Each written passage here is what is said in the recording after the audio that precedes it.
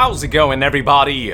It's Young here, and welcome to my review of Doctor Strange. I watched this movie last night, and I felt it was worth the review because this was one of the most mind-blowing movies that I have ever seen, period. Now, it's not because of the story. The story I did feel was basically typical Marvel origin story 101. In this case, you've got Stephen Strange, who is this man of vanity and a successful doctor who's been basically living the high life, and he's just this cocky son of a bitch. And then some accident happens that changes his life forever, so he goes on this journey of self-discovery, and in the process he discovers that he's meant for something greater and finds a mentor to guide him in his new path. But again, the story isn't bad per se. It's not like there aren't enjoyable aspects to Doctor Strange's story and journey. His is a story of humility, of broadening his narrow mind, giving into his fears of failure, and it's a journey of acceptance of himself and acceptance of just the way things are, just the way the world works and stuff like that. Let me put it this way, his is a much more spiritual journey than those of other heroes. And what's really interesting about that is that it completely contrasts with his sort of scientific mind, and that creates a really interesting dynamic. But all in all, when you zoom out and look at the story as a whole, you'll find that Doctor Strange basically follows that superhero origin story formula beat by beat. I did love Benedict Cumberbatch's portrayal of Doctor Strange, though. I think he was cast perfectly. Marvel once again proving they know how to cast their heroes. And it wasn't just the way that he was written that made me enjoy his journey, even though it was kind of typical. It was just the way Benedict portrayed the character, and you could see clearly that shift from the man of vanity to that much more humble and accepting man, or I guess Sorcerer Supreme.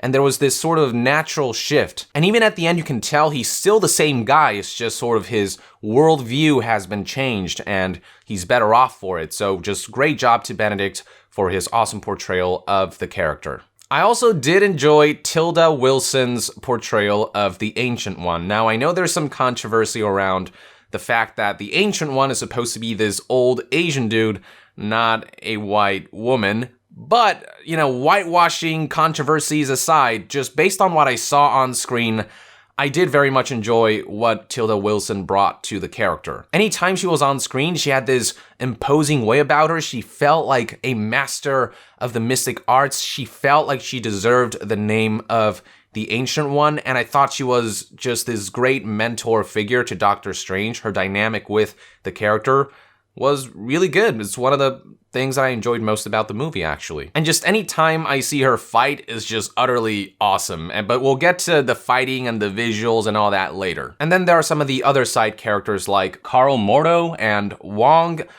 They were okay, but I did feel like they were underutilized, especially Wong. I actually really liked the character, but it's just I didn't see enough of him.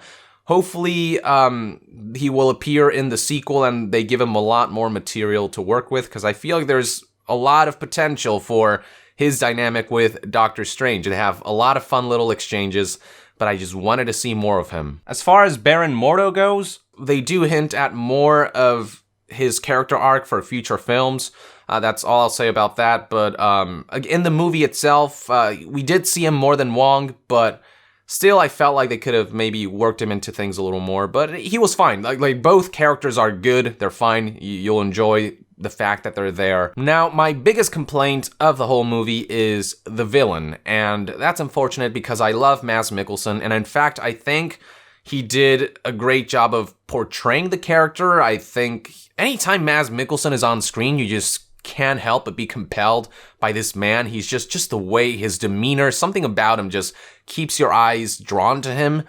But just the way Calicius was written into the movie and his whole arc, it just didn't, it didn't evoke anything compelling. The character wasn't bad, but he was just vanilla villain. He's just typical bad guy. And that just sort of made him forgettable. Now, I did like the way they set up Calicius to be this foil to Doctor Strange. Like, they're very similar characters, but Calicius is sort of the corrupted version of the character, and I thought there could be some interesting dynamic in that respect, but they mention it and then they don't do much with that.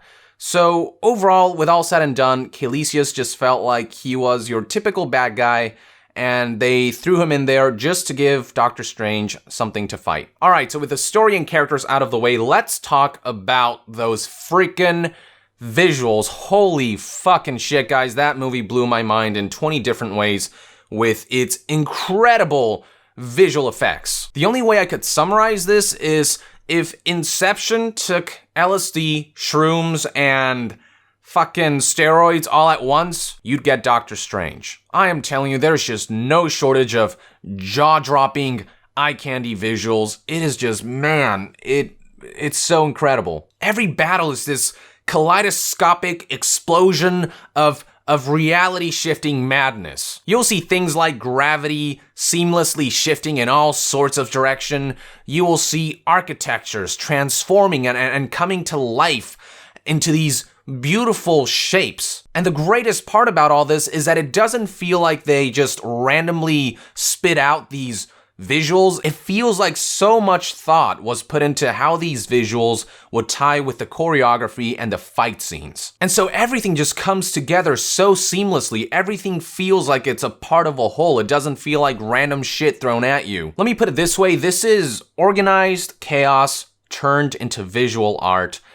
It is a giant acid trip. Guys, it's just one of those things you have to go see for yourself. If you think what you saw in the trailers was cool, holy shit, just wait until you watch the whole movie. You have seen nothing yet. So all in all, where Doctor Strange fails in standing out as an origin story and introducing a villain that is compelling and not forgettable and typical, it succeeds in spades in just immaculately bringing some of the characters from the comics to life, particularly Doctor Strange, who they cast perfectly, and just creating some of the most mesmerizing visuals you'll have ever seen, period.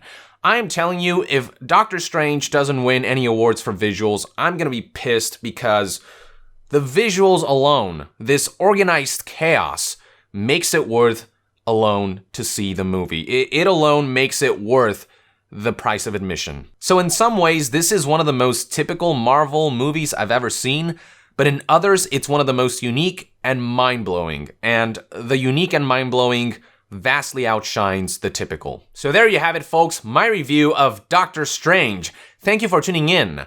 Let us know in the comments below what you think about the movie. If you've already watched it, would you recommend it? Do you agree with what I have to say? Do you have anything else to add? Let us know in the comments below, and to be further updated on future movie reviews, stay tuned right here on Young Yeah.